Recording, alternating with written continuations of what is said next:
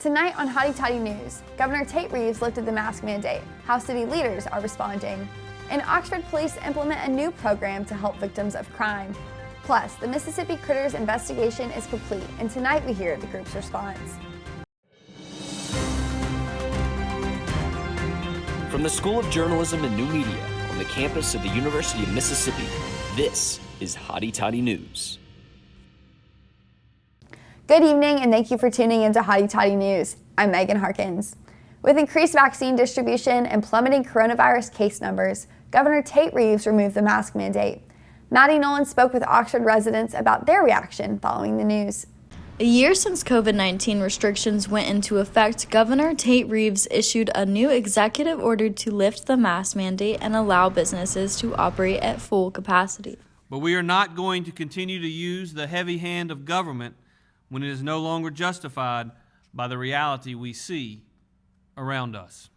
Some residents we spoke with said they are ready for normalcy to return, while others feel it is too soon. So I'm for it.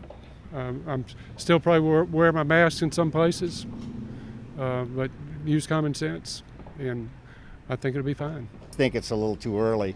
It's happened before, and we've had a big rebound, and I'd hate to see that happen again once we're getting so close. Now, by the time that you're watching this, the executive order will have gone into effect. That means that the businesses behind me will no longer be operating with COVID-19 restrictions. So that means less people will be wearing these and more people will be on the square. On-campus classes still remain online, but some students anticipate the new order. I think it's time for everything to start getting back to normal because at some point we have to. So I'm glad we finally took that first step. Others say it is too early. I feel like if we held this out for 2 or 3 more months, then we really could get leadway with it. But for right now, I'm kind of scared. The governor, however, says it would be wise for businesses and residents to continue to follow CDC guidelines and wear masks when social distancing is not an option. For Hotty Toddy News, I'm Madeline Nolan. With less COVID-19 restrictions, local businesses are working quickly to change their operations. Here's Grace Marion with the story. COVID-19 restrictions are being lifted across the state of Mississippi this week, and local business owners are looking forward to what they hope will be normalcy. Owner of Oxford Fitness Kickboxing, Jamie Houston, said that although his membership dropped about 70% over the summer, things have begun to improve and he hopes lifting restrictions will accelerate recovery. I think maybe like an increase in business because people are going to want to get out. They're tired of being forced to stay in and that kind of thing. And just the fact that there's no restrictions and they're not going to get in trouble for it and stuff like that. Houston says that despite the lifted restrictions, his business will still be maintaining high standards of cleaning to keep customers safe. Any kind of changes, our cleaning regimen is still going to stay the same. And we're still going to do the things that we need to do to stay clean and disinfected and stuff like that, even if it's the overkill. Meanwhile, McEwen chef Eric Tate says his main concern is getting enough people on staff to return to normal service. Well, luckily this is not a big weekend. There's no big sports going on, no big events. If it was, we'd be out of luck. I've got a bunch of guys that work really hard, including myself, but we're not increasing our staff by 50%, but we're increasing demand. Although Governor Tate Reeves has lifted COVID-19 restrictions, Oxford's Board of Aldermen voted to keep curbside pickup programs and outdoor dining open through the end of March. For Hotty Toddy News, I'm Grace Marion. In another effort to return to normal, the city is encouraging all eligible recipients to receive the vaccine. Rebecca Donaldson spoke with residents to hear their feelings on getting the shot. Leaders in Lafayette County and the University of Mississippi are urging those eligible to get the vaccine to receive it as soon as possible. Healthcare workers with the Mississippi Department of Health and the greater LOU community are trying to vaccinate everyone. Now that is becoming possible with the health department's scheduler showing a lot of availability. We posted a poll on Twitter to get reactions from the community, and the majority of people said they haven't received the vaccine yet but want to. Provost Dr. Noel Wilkin is part of the Campus Vaccine Distribution Task Force and sees common misconceptions about the vaccine. It is physically impossible to get COVID-19 from the vaccine. The way the vaccine is actually constructed and the way that it works would not be possible for that to happen. And other myths about the vaccine have been disputed by Banner Health. Not everyone is eligible to get the vaccine right now, but if you're over the age of 65, first responder, healthcare worker, teacher, or between the ages of 16 and 64 with a chronic illness, you can get the shot. This means most people on campus haven't received the vaccine yet. However, journalism professor Samir Husni received both doses and feels getting the injection is more important with lifted mask mandates. I think it's now more than ever. It is essential for everyone to get vaccinated.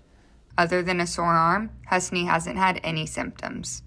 We currently don't have plans in place to require it for faculty, staff, or students. But we also know that the path to normal is through vaccination. Although it's not required to get the vaccine, it still remains the #1 way to combat the virus as statewide mask mandates are slowly being lifted across the nation. Rebecca Donaldson, Hotty Toddy News. With cases declining and more residents receiving the vaccine, University of Mississippi leaders announced they will return to fully in-person operations in the fall. Reporter Justin Klass has the plans.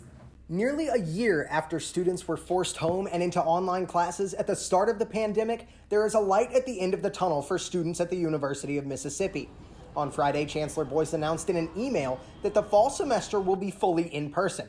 That announcement has received mixed reactions from students. I was shocked because it's really early, like we haven't registered for classes next year. I was very pleased, I was very excited. I was a little skeptical. I thought it might be a little too quick. I was expecting it to be next spring.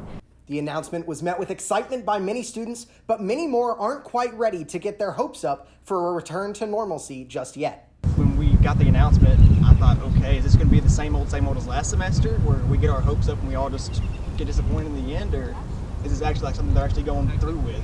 While students are now able to prepare for a fully in-person fall semester, they're left to wonder if they will still have to wear masks and practice social distancing on campus next year. I have an auditorium class, and I just can't even imagine us literally sitting right next to each other, shoulder to shoulder. The university administration will continue to monitor the distribution of vaccines as well as government orders and make changes to the fall semester plans as necessary. Justin Klass, Hotty Toddy News. Despite better hopes for the fall, spring has been a difficult semester for University of Mississippi students. With changing financial situations, Grove Grocery has been in higher demand. A secondary location opened in George Street House. This location includes a kitchen space and study lounge, in addition to grab-and-go bags. Definitely excited about this new location because we are in the heart of campus. It's very accessible. It's an accessible building, and it sends a great message to our military-connected students that they matter. The Oxford Police Department launched a new program to serve victims of crime. Head of their response team, Valerie Booth, spoke with reporter Maggie McCall about the program's details.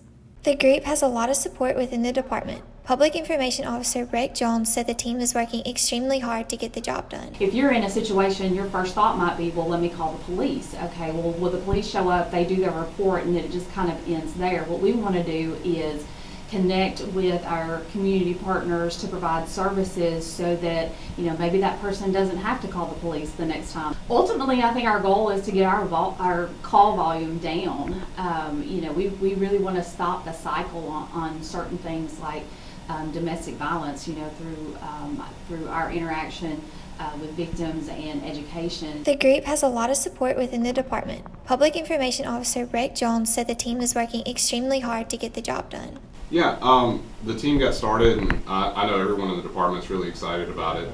And so far, since it started, they've worked over 100 cases and connected people with resources in the community that is just something that's really incredible to see, and people are going above and beyond here. If you are a victim of any crime or domestic violence, please call the Oxford Police Department at 662-232-2400. For now, this is Maggie McCall, Hotty Toddy News. After a police investigation at Oxford's animal shelter, the city is working to respond. Officials are hopeful a new committee will increase transparency. Caroline Chrysler has more. The investigation into Mississippi Critterz is complete. Tuesday night, the Board of Aldermen met and Police Chief Jeff McCutcheon shared the findings of the investigation carried out by the Police Department and Lafayette County Sheriff's Office. He stated there was no criminal activity, but other findings raised concern. We did find several issues that gave us a lot of concern, and those included overall cleanliness, the lack of detailed records to include any medical care provided, overcrowded conditions, staffing concerns, lack of written policies or protocols, lack of formalized training of employees and volunteers, a lack of oversight from the facility supervisor. A complaint was filed February 17th, and the investigation consisted of 17 former and current employee interviews or written statements, as well as the president of the board of Mississippi Critterz and the director were interviewed. 2 unannounced visits were conducted, 4 vets affiliated with the facility were interviewed, and the ASPCA were made aware and interviewed. Initially, the shelter was made aware of issues in November of 2020 and completed an internal investigation. They completed an internal investigation and led the governing city and county boards to believe that the issues would be rectified. As of the date of the complaint of law enforcement, these issues have not been corrected in their entirety. Also, the lack of transparency to the city and county boards and the public is very concerning. Mayor Robin Tannehill went on to read the city's requirements for the shelter that included managing employees, ensuring sanitization, and much more. She also included the additional requirements set by the Board of Aldermen. Generally, my belief that the shelter has tried to comply with this provision, though it was very hesitant in releasing the results of the prior investigation at the time that the current police investigation was underway. The board established a commission to create a committee that includes Dr. Antonell, 2 members from the Board of Mississippi Critterz, Chad McClarty as county appointee, a local vet, and a member of the Concerned Citizens Group. The committee's findings will recommend the best course in moving forward with the shelter's contract. Caroline Chrysler, Hotty Toddy News. Local community members are gathering for beautification projects around Oxford. Maddie Bornfleth has the story and how you can get involved. Trash litters the sides of Old Taylor Road, and University of Mississippi student Grace Tumbleson says something needs to be done. So I drive on Old Taylor a lot to go visit my friends at the Domain, and I see the trash that's on the side of the road, and it really is just a shame that no one cares enough to pick up after themselves. Campbell McCool, developer of Plain Air Neighborhood, drives back and forth between Oxford and Taylor every day and is too fed up with the trash. Historically, it's just been too much trash on a regular basis. People just throw things out the car. And the county does the best job they can trying to keep it clean. And a couple of times a year, they send crews out there. McCool decided enough is enough. With the help of several others, McCool has put forth a beautification process of Old Taylor Road to steer the community in the direction of cleaner roads. We've all committed to a year-long project, and it's a multifaceted. We're having signs printed that will go in various places in that 3.8 mile stretch going in both directions. McCool is asking for groups to adopt a quarter-mile section of the roadway. Once adopted, the group will commit to at least 2-hour pickup once a month for a whole year. We think that it might become something that the county could adopt as a model to put in place other areas. McCool hopes the initiative will inspire others to dispose of their trash properly and keep the roads clean. If people see other people doing this and they see the signs and they read the articles that are written about it, but most importantly, they see people out cleaning up, we're hoping that it triggers something and they go, okay, yeah, maybe I shouldn't throw that Coke can out the window.